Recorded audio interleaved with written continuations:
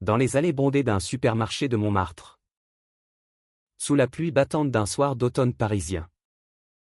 Une pomme roula au sol comme un cœur fracassé. Et avec elle, s'effondra le monde que je connaissais. Alexandre. 28 ans. Cuisinier dans un bistrot caché des ruelles de Pigalle. Ramassa le fruit d'un geste maladroit. Ses doigts tremblants effleurant ceux d'un inconnu aux yeux sombres comme la nuit toscan. Ce contact fugace, chargé d'électricité, fut le premier mensonge que nous nous dîmes à nous-mêmes, que ce n'était qu'un hasard. Et non le début d'une tempête qui allait tout balayer. Luca, 32 ans. Artiste italien exilé à Paris depuis 5 ans.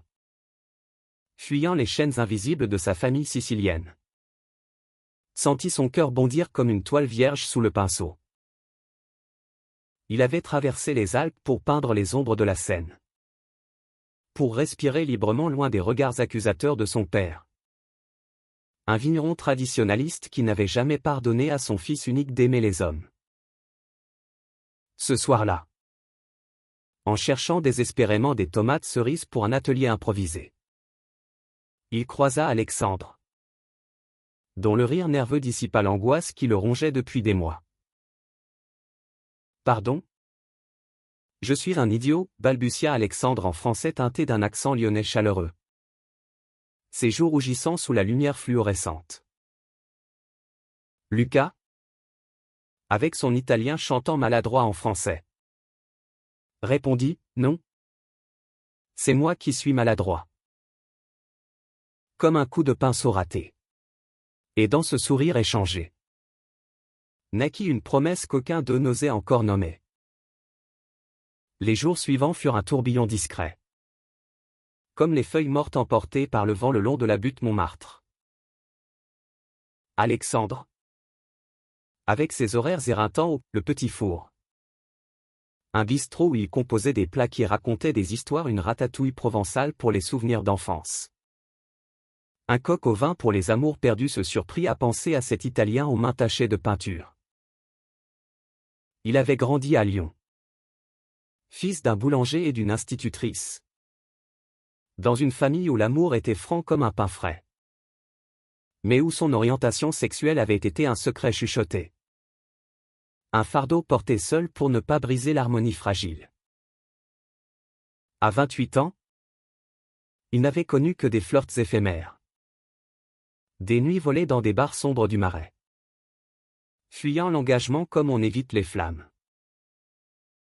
Luca, de son côté, squattait un atelier minuscule près du Sacré-Cœur. Entouré de toiles inachevées qui hurlaient sa solitude. Ses parents, restés en Sicile, l'avaient renié après avoir découvert une lettre d'amour à un étudiant milanais. Des années plus tôt. « Tu n'es plus mon fils », avait tonné son père au téléphone. Et depuis, Luca errait. Peignant des portraits de couples enlacés sous des cieux orageux. Cherchant dans l'art ce qu'il refusait de mendier dans la vie. Paris l'avait accueilli comme une amante capricieuse, généreuse en inspiration. Cruelle en rejet. Il évitait les regards dans le métro.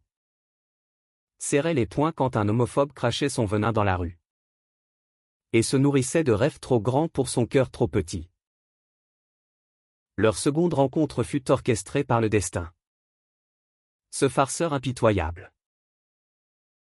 Alexandre, épuisé après un service interminable, poussait son chariot vers la caisse quand il aperçut Luca au rayon des vins italiens. Hésitant devant une bouteille de Chianti. « Tu cherches un vin qui raconte une histoire », lança Alexandre. Osant pour la première fois briser le silence de sa timidité. Luca se tourna. Ses yeux s'illuminant comme un lever de soleil sur la Méditerranée. Oui. Un vin qui murmure des secrets d'amour interdits. Ils rirent. Maladroits. Et finirent par partager un café dans un troquet adjacent. sous la bruine qui tambourinait sur les vitres. Là, au milieu de la fumée de cigarettes et des conversations étouffées, Alexandre confia son rêve d'ouvrir son propre restaurant. Un lieu où la cuisine serait un pont entre les âmes perdues. Lucas parla de ses toiles. De couleurs qui saignaient pour exprimer ce qu'il ne pouvait dire, la douleur d'être aimé conditionnellement. Le feu d'un désir inavoué. Ce fut le début d'une danse hésitante. Faite de messages tardifs et de promenades nocturnes le long de la Seine. Alexandre emmenait Lucas dans ses marchés préférés, lui apprenant à choisir les herbes fraîches qui parfumaient l'air d'un été éternel. Lucas, en retour, traînait Alexandre dans ses expositions underground, où des artistes queer déversaient leur rage et leur tendresse sur des murs écaillés. Pour la première fois, Alexandre se sentit vu, non comme un cuisinier compétent, mais comme un homme entier, avec ses failles et ses feux.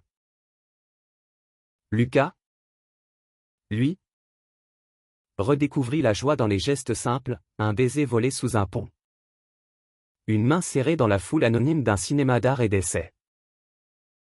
Mais l'idylle naissante fut vite assaillie par les ombres du passé. Le père de Lucas, apprenant par un oncle curieux l'existence de cet ami français, envoya un courriel glacial, « Reviens. Ou tu n'es rien pour nous ». Les mots frappèrent Lucas comme un coup de couteau, ravivant les cicatrices d'un coming-out forcé à 22 ans. Quand sa mère avait pleuré en silence pendant des jours. Il se replia, annulant leur rendez-vous, prétendant une grippe imaginaire. Alexandre, sentant le vide, insista, frappant à la porte de l'atelier un soir de tempête. « Je ne suis pas un secret à cacher » murmura-t-il en entrant. Trempé jusqu'aux os. Lucas, assis au milieu de ses toiles déchirées, leva les yeux, des larmes coulant sur ses joues. « Et si je te brise ? Comme on m'a brisé. » Cette nuit-là, ils se livrèrent l'un à l'autre avec une urgence désespérée. Les corps entrelacés sur un matelas usé. Sous la lueur vacillante d'une lampe à huile. Ils trouvèrent dans l'amour physique une catharsis brutale. Alexandre, avec ses caresses tendres comme une recette bien dosée, effaça les doutes de Lucas. Ce dernier, avec sa passion fougueuse, alluma en Alexandre un feu qu'il ignorait couver. Au matin, enlacés dans les draps froissés, ils jurèrent de ne plus fuir. Mais le monde extérieur, ce juge impitoyable, ne tarderait pas à tester leur serment. Les mois suivants furent un mélange enivrant de joie et de péril. Comme un plat trop épicé qui fait monter les larmes aux yeux avant d'embraser les sens. Alexandre et Lucas s'installèrent ensemble dans un petit appartement haussmannien du 18e arrondissement. Un cocon aux murs craquelés où les effluves de cuisine se mêlaient aux vapeurs de térébenthine. Alexandre, avec son énergie lyonnaise inépuisable, transformait la cuisine exiguë en laboratoire d'expérience, un risotto aux truffes pour célébrer leur premier mois. Une tarte aux figues pour apaiser les nuits d'insomnie de Lucas. Ce dernier, inspiré par cet amour tangible, peignit une série de portraits d'Alexandre nu contre la fenêtre, riant au-dessus d'une casserole fumante, dormant avec une vulnérabilité enfantine qui furent exposés dans une galerie du Marais, attirant les regards curieux et les murmures approbateurs. Pourtant, la kermesse du quotidien n'effaçait pas les tempêtes intérieures. Alexandre, promu sous-chef au bistrot, se heurta à un collègue aigri. Un ancien militaire homophobe qui semait des ragots empoisonnés, ce cuisinier efféminé va nous ruiner l'ambiance. Un soir, après une engueulade dans les vestiaires, Alexandre rentra meurtri. Un bleu à la joue dissimulé sous du fond de teint emprunté à Lucas. C'est rien, ment-il. Mais ses yeux trahissaient la rage contenue. Lucas, furieux, voulait confronter l'homme. Mais Alexandre l'arrêta, ici. En France, on pense avoir conquis l'égalité. Mais dans les cuisines, c'est encore la loi du plus fort. Ils passèrent la nuit à parler, à pleurer, à s'aimer avec une férocité qui scella leur alliance contre le monde. Lucas, de son côté, reçut une lettre de sa mère. Un pli jauni arrivé par avion depuis Palerme. Ton père est malade.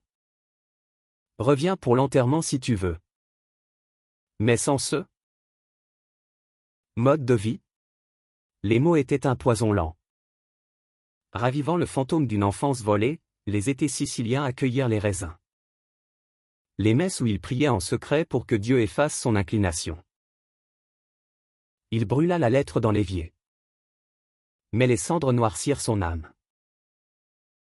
Alexandre, sentant la fissure, organisa une escapade à Lyon, sa ville natale, pour ancrer Lucas dans un amour inconditionnel. Ils marchèrent le long des quais de la Saône. Mangèrent des quenelles chez sa mère, qui embrassa Lucas comme un fils, ignorant les non-dits mais illuminant la pièce de sa bienveillance. L'amour, c'est comme la cuisine, il faut du temps et du cœur, dit-elle en serrant la main de Lucas. Et pour la première fois, il pleura de gratitude, pas de douleur. Leur relation, forgée dans ces épreuves, devint une œuvre d'art vivante. Ils adoptaient des rituels, les dimanches à peindre ensemble.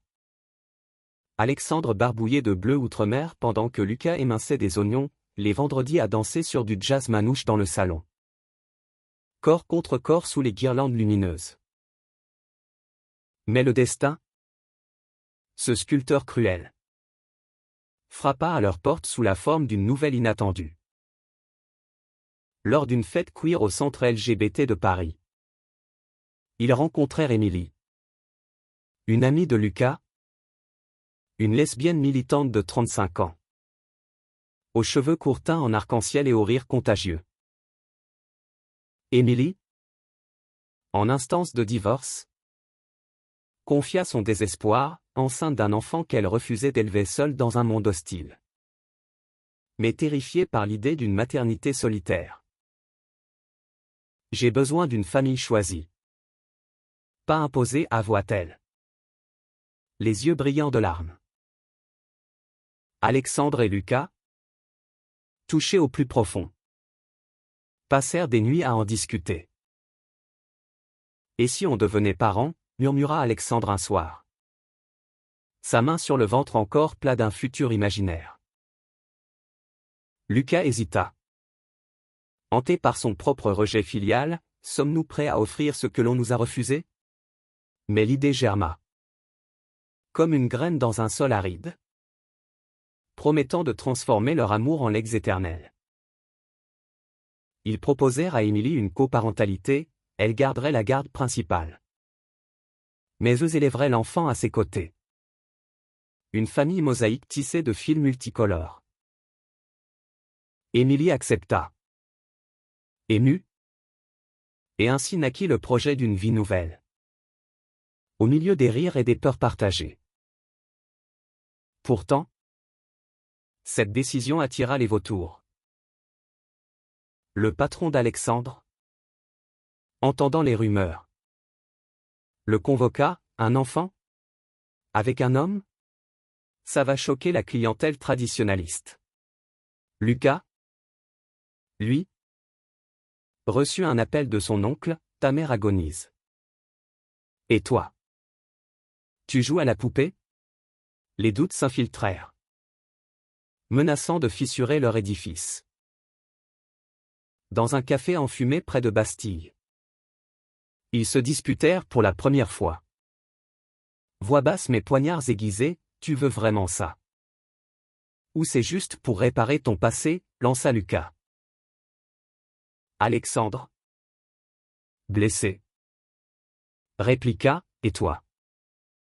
Tu fuis encore? La nuit fut un gouffre. Chacun dans son coin de l'appartement. Le silence plus lourd que la pluie sur les toits. Au lever du jour, Alexandre prépara un petit déjeuner monumental, croissant frais, confiture maison, café serré. On recommence, dit-il simplement, tendant une assiette à Lucas. Ce dernier, les yeux rougis, hocha la tête. Ils appelèrent Émilie, confirmant leur engagement, et signèrent les papiers légaux dans un bureau austère de la mairie. 9 mois plus tard, sous un ciel de printemps parisien, naquit Matteo, un petit garçon aux yeux verts comme Alexandre et aux boucles sombres comme Lucas, pleurant son premier cri dans les bras d'Émilie, avant d'être passé à ses deux papas adoptifs. Ce moment, chargé d'une émotion si pure qu'elle en était douloureuse, effaça les ombres, pour la première fois. Ils se virent comme une famille, non comme des survivants. La paternité transforma leur existence comme une alchimie mystérieuse, transmutant le plomb des peurs en or de la tendresse quotidienne. Matteo, avec ses rires gazouillants et ses pleurs nocturnes, devint le centre de leur univers. Un phare dans la brume des doutes persistants.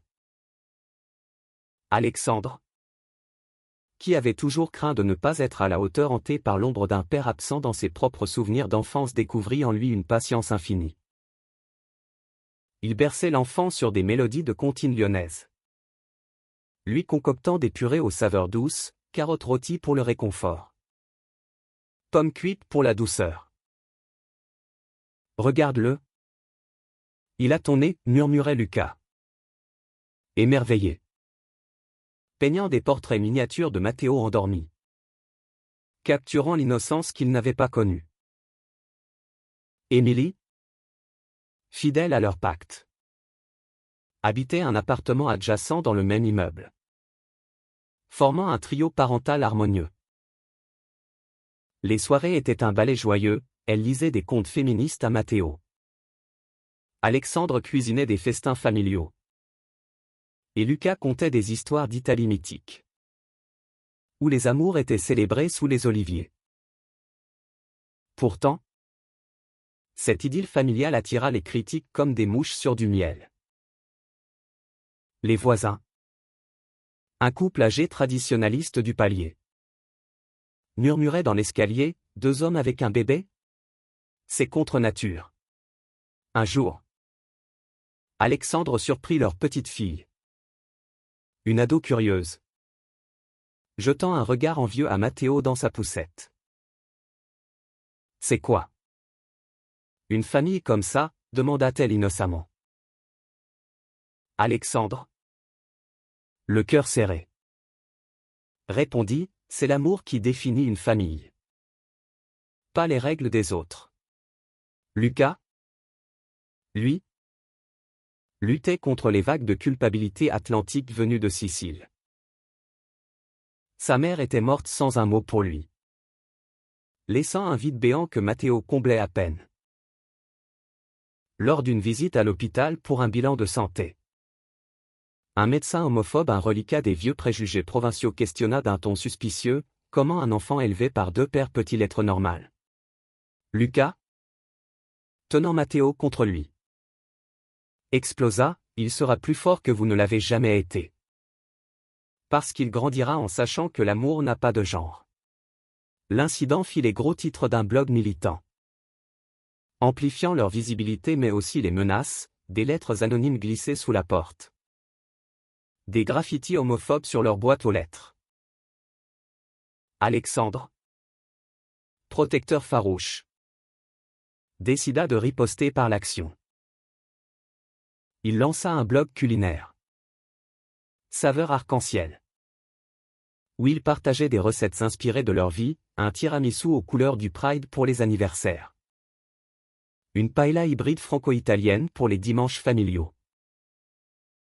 Le succès fut fulgurant, des influenceurs queer relayèrent ses posts. Et bientôt, des commandes affluaient pour des ateliers de cuisine inclusive.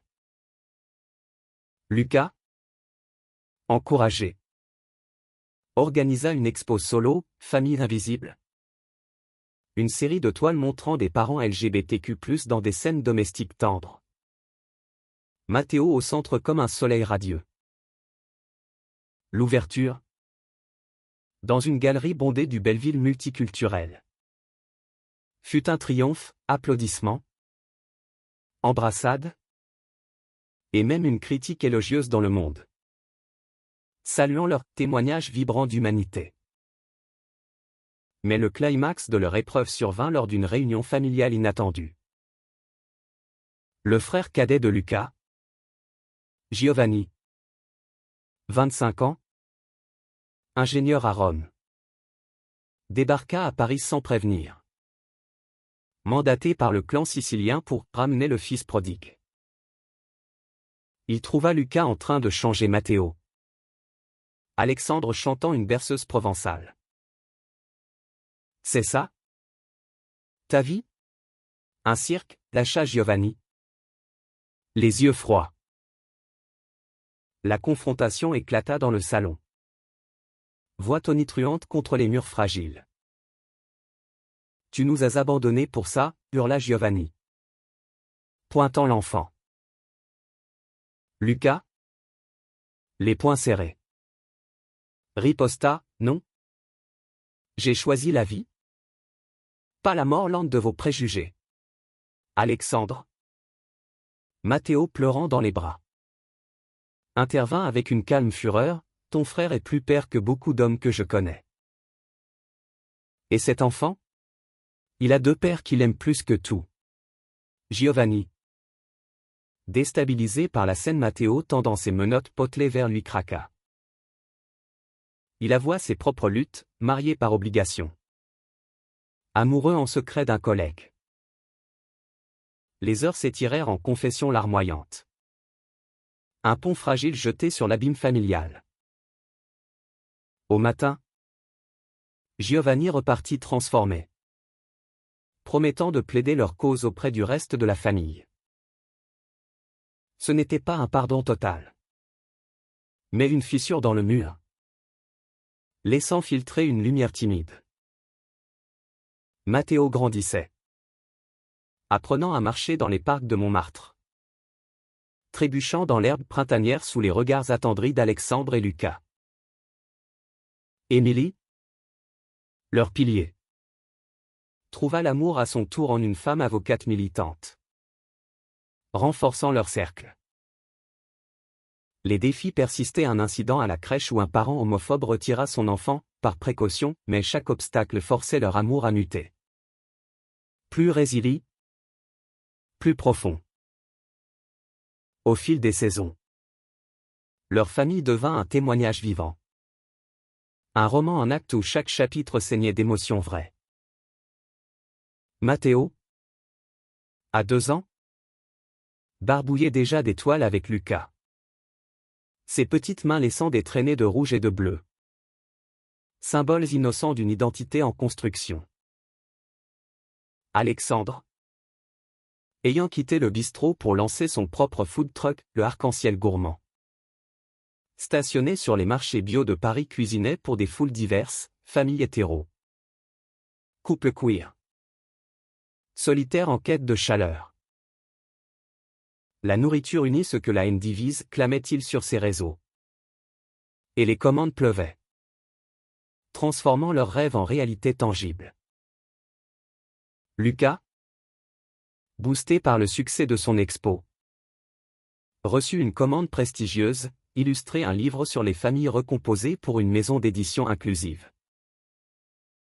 Ses traits, autrefois tourmentés, s'adoucirent, il peignait désormais avec Mathéo sur les genoux. murmurant des histoires de héros italiens qui aimaient librement. Pourtant, une ombre planait, les élections municipales approchaient.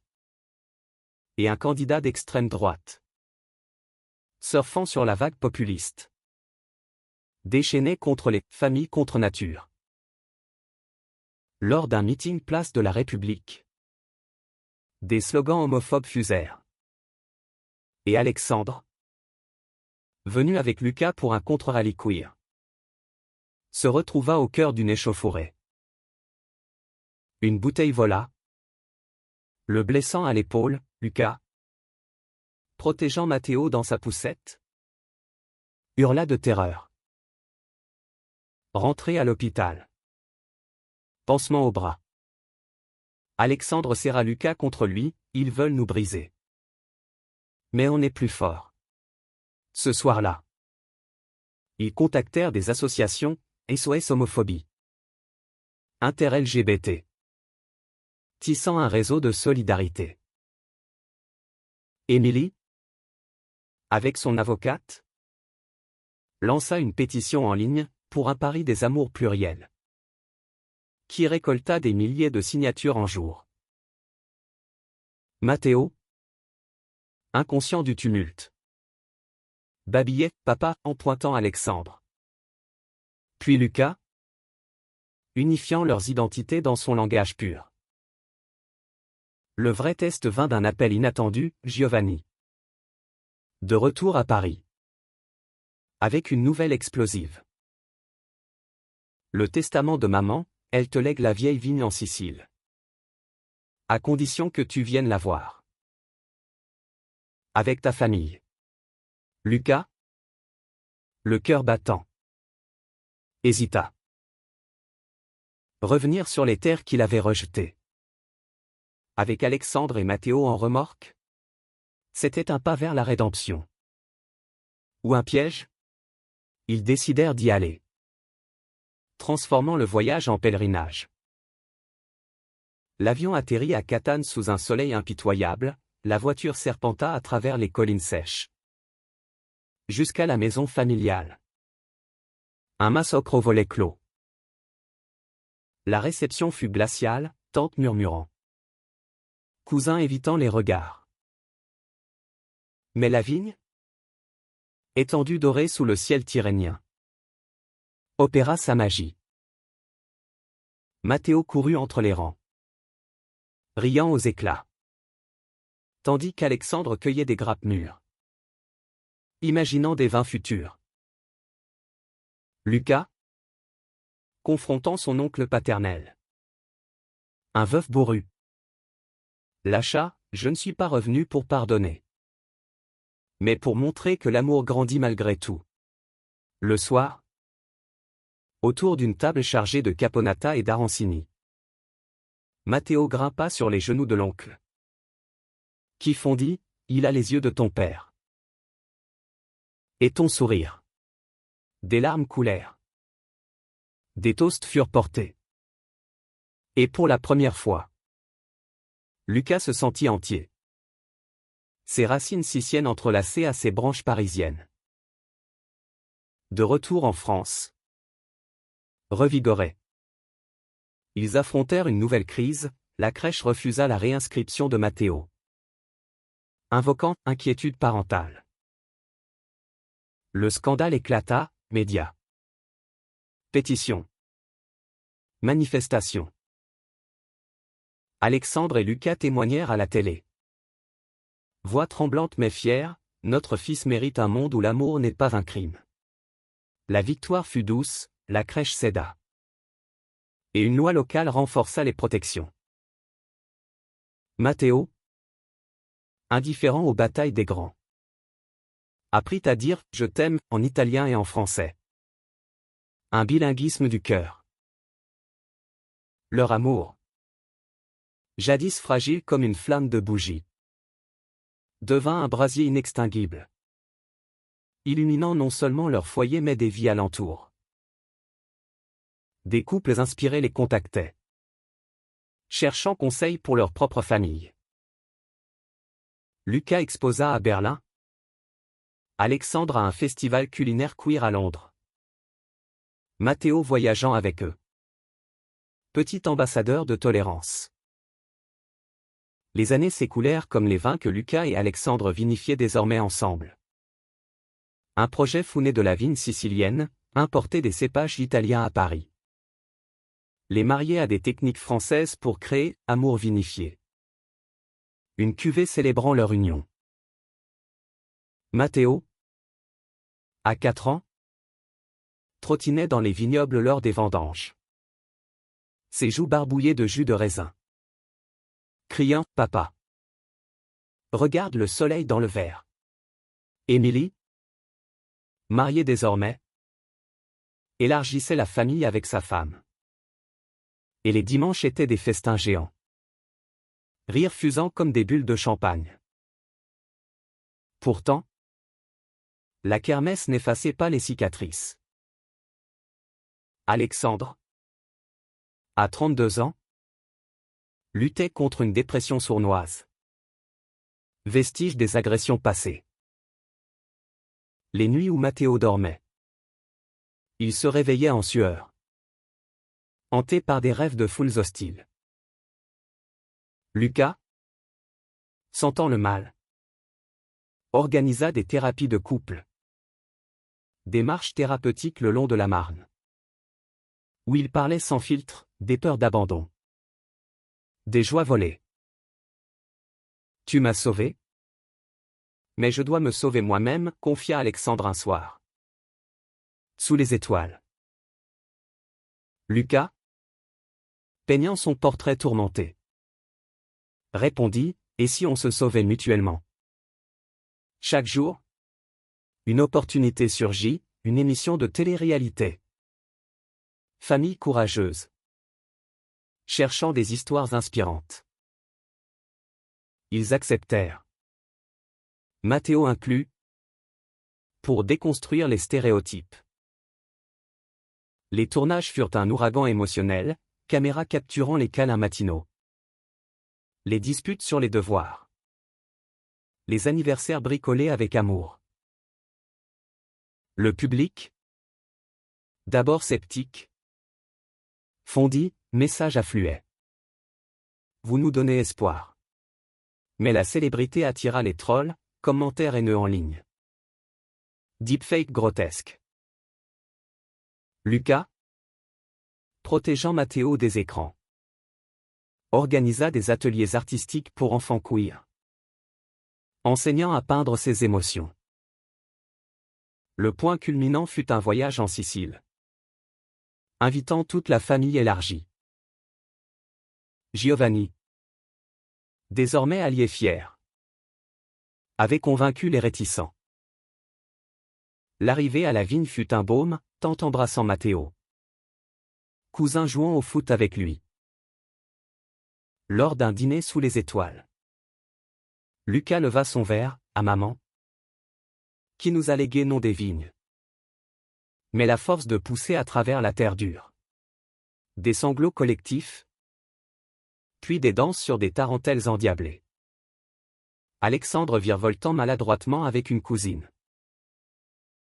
Matteo, dans les bras d'un grand-oncle attendri, murmura, famille grande comme la mer. De retour, une surprise attendait, Émilie. Enceinte à nouveau. Proposa d'ajouter un frère ou une sœur à Matteo. La joie fut tempérée par la peur, pouvait-il étirer leur amour plus loin? Mais Matteo, sentant l'excitation, dessina une fratrie imaginaire. Et ils dirent oui. La grossesse d'Émilie fut un pont de tendresse partagée, échographie collective. Berceuse multilingue. Alexandre lança un livre de recettes, Cuisiner l'amour. Mêlant histoire personnelle à des plats symboliques. Lucas illustra la couverture, E3 sous un arc-en-ciel culinaire. Le lancement, à la Fnac des Halles, fut un succès. Dédicace émouvante à des lecteurs touchés. Matteo, fier, offrit un dessin à un fan, pour ta famille. Comme la mienne. Les défis mineurs persistaient, un prof d'école réticent à aborder l'éducation sexuelle inclusive, mais leur résilience était une armure. Ils fondèrent une association, Pont d'amour, aidant les familles LGBTQ+ à naviguer les bureaucraties, offrant des ateliers cuisinards pour les enfants. Mathéo, petit activiste en herbe, distribuait des flyers avec son sourire contagieux. À l'aube de leurs 10 ans d'union, Alexandre et Lucas contemplaient un horizon pavé de victoires intimes. Mathéo, 8 ans, excellait à l'école. Bilingue et curieux. Posant des questions profondes, pourquoi certains disent que nos papas sont différents? Il répondait avec honnêteté, tissant des leçons de fierté dans le quotidien. Le food truck d'Alexandre s'était mué en restaurant fixe. Le Pont Gourmand, un havre queer-friendly dans le 18e. Où les plats racontaient des migrations amoureuses, un risotto à la truffe noire pour les exils italiens. Une blanquette revisitée pour les racines lyonnaises. Lucas, reconnu comme artiste. Exposé à Milan, sa ville natale. Une série, Racines brisées. Bourgeon libre. Inspiré de Mathéo. Lors du vernissage. Son père vieilli. Amaigri apparut incognito dans la foule. Un regard échangé. Un hochement de tête, pas de mots. Mais un début. Il est venu pour toi, murmura Alexandre plus tard, serrant Lucas. Ce dernier, ému, peignit un portrait de son père cueillant des raisins avec Mathéo. Un rêve sur toile. La famille s'agrandit avec la naissance de Sophia, la petite sœur de Mathéo, aux yeux d'Émilie et aux boucles folles. Les nuits blanches revinrent. Mais partagées, Alexandre berçant Sophia d'une main, cuisinant de l'autre, Lucas dessinant des mobiles stellaires au-dessus de son berceau. Mathéo, grand frère attentionné, lisait des histoires à sa sœur, inventant des aventures où les héros aimaient sans barrière. Une crise éclata quand un ouragan médiatique frappa, un tabloïd sensationnaliste publia un dossier calomnieux, accusant leur famille de « propagande gay ». Les réseaux s'enflammèrent, menaces de mort arrivèrent par mail. Lucas, paniqué, voulut se terrer. Mais Alexandre, furieux, transforma la boue en or, une campagne Notre famille est normale. Avec vidéos drôles de Mathéo et Sophia jouant. Recettes partagées. Toiles exposées. Les soutiens affluèrent célébrités. Politique et le journal s'excusa publiquement. Une victoire rare. Voyage en Provence pour l'anniversaire d'Alexandre, vignes provençales. Marchés provençaux, où il raconta à Mathéo ses rêves d'enfant. Lucas surpris avec un tableau géant, la famille sous un olivier centenaire. Symbole entrelacé. Émilie et sa femme rejoignirent, transformant les vacances en symposium familial. Débat joyeux sur l'éducation inclusive. Mathéo, passionné de foot, intégra un club mixte, où il défendit un coéquipier trans contre des moqueries. Comme mes papas m'ont appris, dit-il fièrement. Lucas et Alexandre, spectateurs émus, virent en lui l'héritage, courage tranquille. Amour inconditionnel. Le restaurant prospérait, employant des jeunes LGBTQ+ en formation. Un cercle vertueux.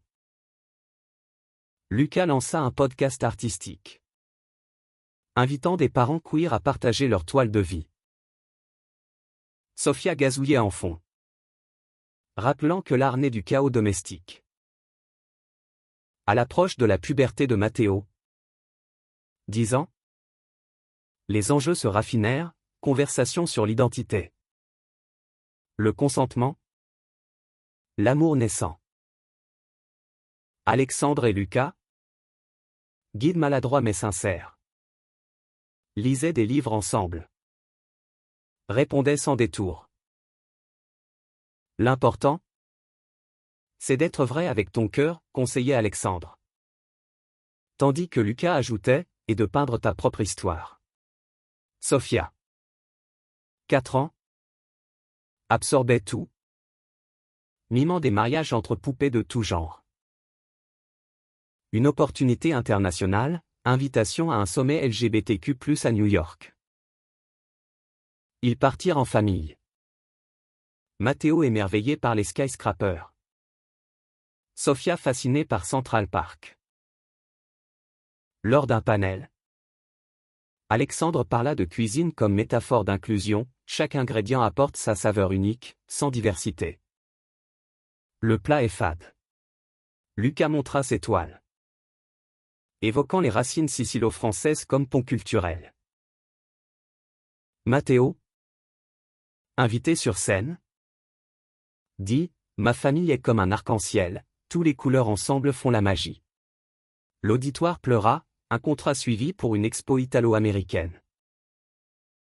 De retour, une joie domestique, Giovanni, avec sa femme et leur fils, visita Paris pour les vacances. Les enfants jouèrent. Les adultes burent du vin maison, effaçant des décennies de silence. Tu as gagné, admit Giovanni à Lucas. Non. On a tous gagné, répondit-il, levant son verre. Le restaurant lança un menu héritage. Plat collaboratif avec la famille sicilienne, une pasta à la Norma revisitée avec des herbes lyonnaises. Succès critique. Matteo serveur occasionnel. Rayonnant. Une ombre, diagnostic de Burnout pour Lucas. Épuisé par les deadlines. Alexandre ferma le restaurant une semaine. Organisant un retreat provençal, balade. Cuisine lente. Peinture libre. Repose-toi. Mon amour, murmura-t-il. Lucas. Guéri. Peignit une série, respiration. Toiles aérées de bleu et vert. Vendues aux enchères pour financer l'assaut. Sophia commença l'école. Dessin d'une famille, avec 2 mamans et 2 papas, Émilie. Sa femme. Alexandre. Lucas. La maîtresse. Ému. L'afficha. Déclenchant un atelier sur la diversité. Matteo. Fier. Écrivit un essai scolaire, Ma famille a changé le monde un peu. 20 ans après cette pomme fatidique au supermarché. Alexandre et Lucas. Grisonnant mais vif. Regardez Matteo. 18 ans. Partir pour l'université à Lyon, études en art culinaire. Hommage à son père. Tu portes nos saveurs en toi, dit Alexandre. Ému. Lors de l'adieu à la gare. Lucas ajouta une toile pliée, portrait de Matteo adolescent. Pour tes nuits d'inspiration. Sophia. 14 ans. Pleurait déjà, mais promettait des visites. Le restaurant. Institution parisienne. Formait une génération de chefs queer. Lucas. Maître exposeur. Ouvrait un atelier pour jeunes artistes LGBTQ+. Émilie et sa femme. Pilier. Organisait des retraites familiales annuelles en Sicile. Où les vignes produisaient désormais un vin primé, Union éternelle. Rétrospectivement. Lors d'une soirée intime au Pont Gourmand. Ils rirent des épreuves, l'agression. Les rejets. Les nuits blanches. On a survécu pour ça, dit Lucas. Main dans la main d'Alexandre. Mathéo.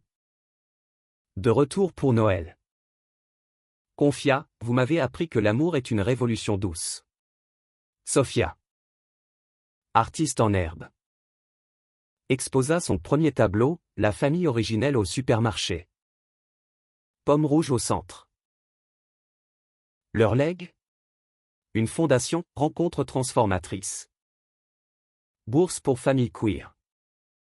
Atelier cuisinard. Lors du lancement. Sous les lumières du Marais. Ils dansèrent. Mathéo et Sophia au milieu. Giovanni et cousins applaudissant. Aujourd'hui, ils élèvent non un, mais une constellation d'enfants. Mathéo marié à un artiste berlinois. Sophia flirtant avec l'activisme. L'amour. Commencé dans un effleurement banal. C'est muet en symphonie humaniste, preuve que des cœurs brisés peuvent forger des mondes entiers. Dans les allées de la vie, une simple rencontre peut changer tout, semer des graines d'humanité dans un sol aride. Récolter une moisson de tendresse infinie. Et ainsi, leur histoire. Tissée de kiff et de larmes. Everything just feels so Murmure à overwhelming l'univers, right now. I l'amour know, but triomphe. look. Have an apple. Toujours. It's a Quand perfect il est shade of vrai. red.